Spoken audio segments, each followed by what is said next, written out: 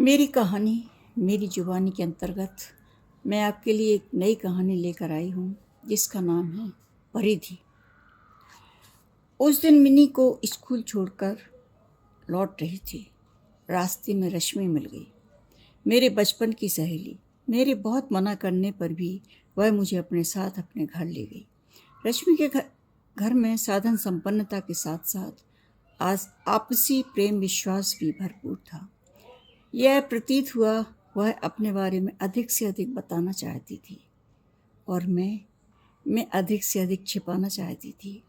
सच कितना कठिन होता है सच्चाइयों से बचना। लौटी तो मन भारी था।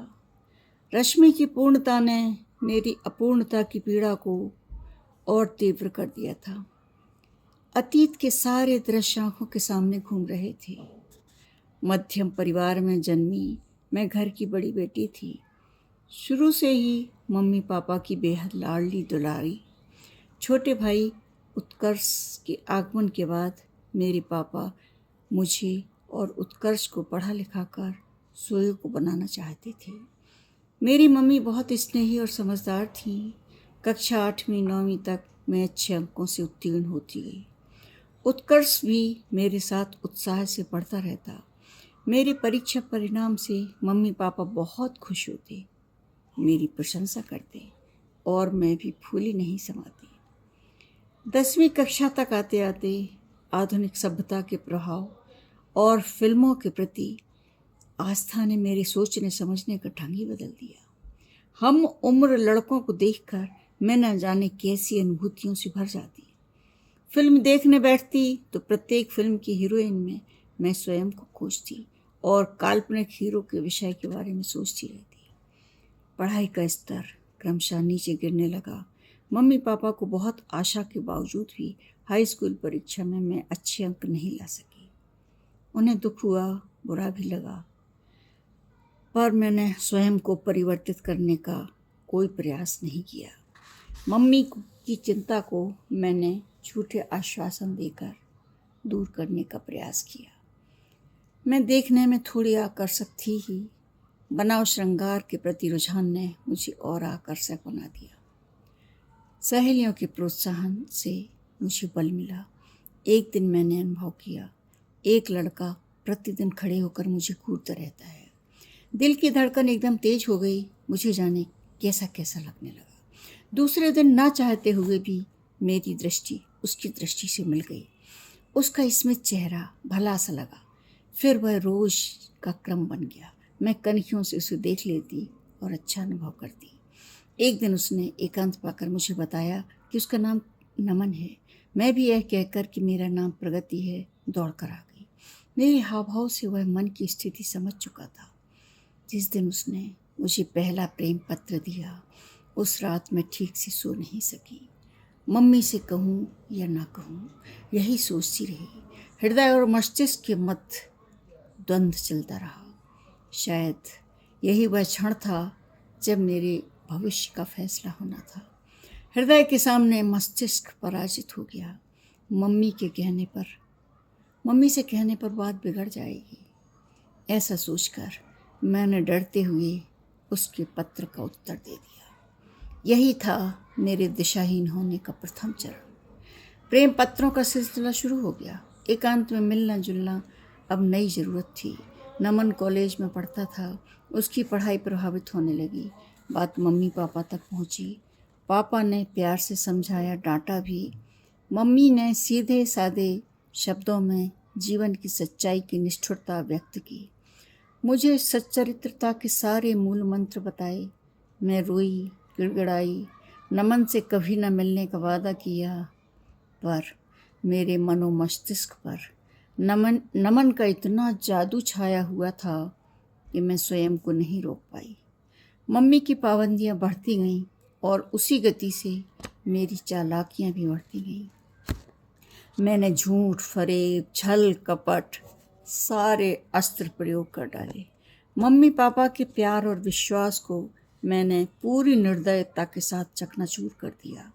मम्मी का कथन था, तुम पढ़ लिख कर योग्य बन जाओ, फिर तुम जिससे कहोगी मैं तुम्हारी शादी कर दूंगी, चाहे जाति कुछ भी हो, या परिवार कोई भी हो, पर मेरे अवयस्क मन को इतना धैर्य ही कहाँ था।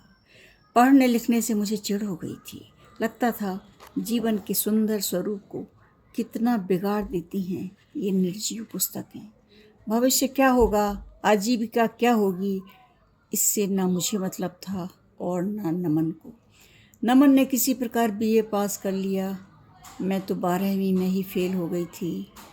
माँ ने मुझे प्राइवेट परीक्षा दिलवानी चाहिए नियंत्रित किया, पर मैं किसी न किसी बहाने नमन से मिल ही लेती थी। हम दोनों प्यार की ज्वाला में जल रहे थे और जमाने का सामना कर रहे थे। एक दिन नमन ने भागकर शादी की सलाह दी।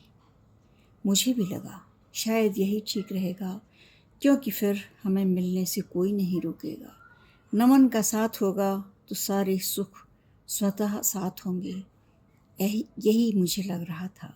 रात को 12-1 बजे लगभग जब सब सो रहे थे, तो मैंने एक सूटकेस, कुछ रुपए, कुछ कपड़े रखे घर से बाहर निकल गई। नमन दूर खड़ा मेरा इंतज़ार कर रहा था। मन में बहुत घबराहट हो रही थी। दूसरे शहर में कोर्ट में जाकर हम दोनों ने विवाह किया। मैं नमन की हो गई, पर लगा कैसा विवाह है, न डोली, न शहनाई, न हल्दी, न मेहंदी, न बिछोए, न मिलन। कितना खाली खाली था सब कुछ। हम दोनों आशीर्वाद लेने जब मम्मी पापा के पास पहुँचे, तो पापा ने जिस वितृष्णा से मुझे देखा वो मैं कभी नहीं भूल सकती। मम्मी ने तो जीवित होते हुए भी मुझे मृत मानकर शोक मना लिया।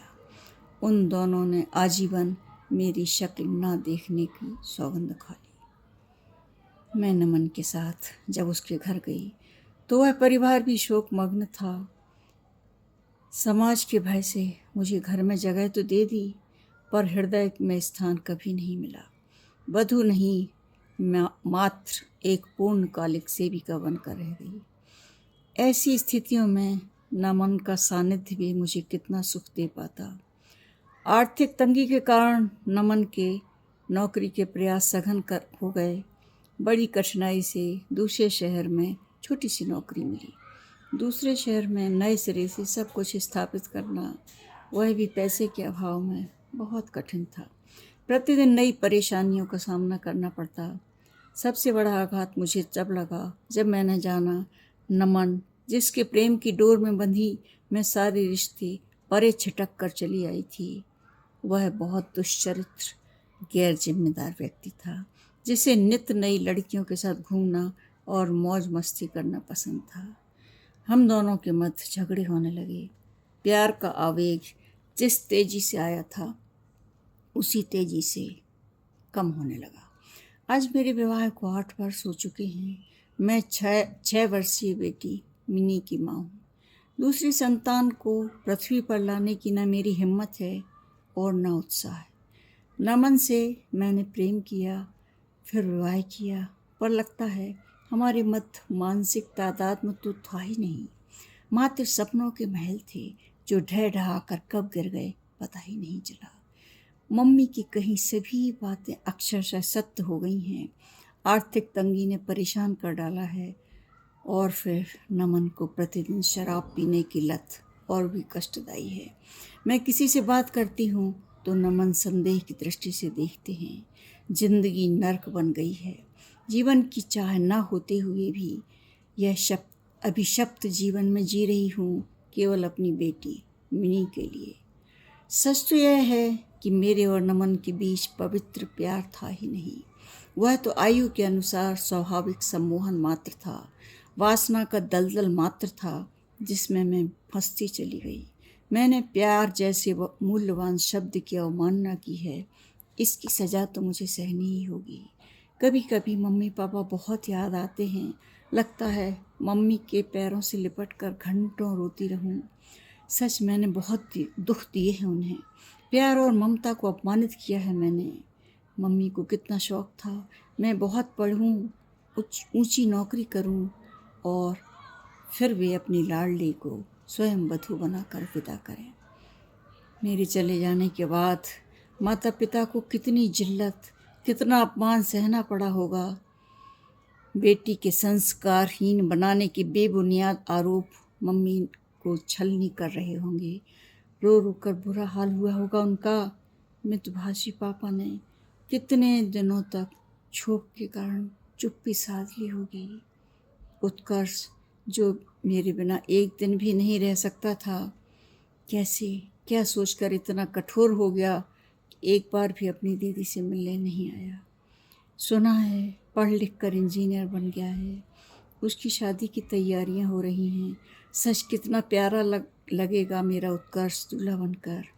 मैं होती तो मैं ही उसे सजाती, उस अल्हड़ को तो मैं ही सजाती रही हूँ। किसी कार्यक्रम में जाते समय भी उसे पता ही नहीं रहता कैसे तैयार होते हैं। मम्मी को कौन सी साड़ी कब पहनना है, पापा को कौन सा सूट पहनना है, मुझे ही तो बताना होता है। उत्कर्ष की बारात में खुशी खुशी में नाचकर पागल हो जाती, पर अब मेरे लिए कुछ भी नहीं है। मेरे लिए मातृ पक्ष का दरवाज़ा हमेशा के लिए बंद है। लगता है 8 वर्षों के कड़वे अतीत को धकेल कर फिर चली जाऊं अपने प्यारे घर में। खूब पढ़ लिख कर अपने मम्मी पापा का नाम ऊंचा करूं, उनके सारे सपने साकार करूं। उत्कर्ष के लिए प्रेरणादायी दीदी बन के बताऊं। जानती हूँ ऐसा कभी नहीं हो सकता। समय कभी लौट कर नहीं आता। मैं कभी नहीं पा सकूंगी पुस्तकों के ज्ञान के सागर में डूबने का पूर्ण सुख, आत्मनिर्भरता की संतुष्टि, सामाजिक प्रतिष्ठा, विवाह के बाद भी मम्मी पापा का समूचा प्यार, सास ससुर का स्नेह, पति का पूर्ण विश्वास, अनेकों दायित्वों को भली प्रकार निभाने का अलौकिक आनंद। मैं तो छोटी सी परिधि में केंद्रित हो गई हूँ। काश मैंने दुर्बल मन पर विजय पाली होती। कोई गलतियाँ ऐसी होती हैं जिनका कोई प्रायश्चित नहीं होता। धन्यवाद।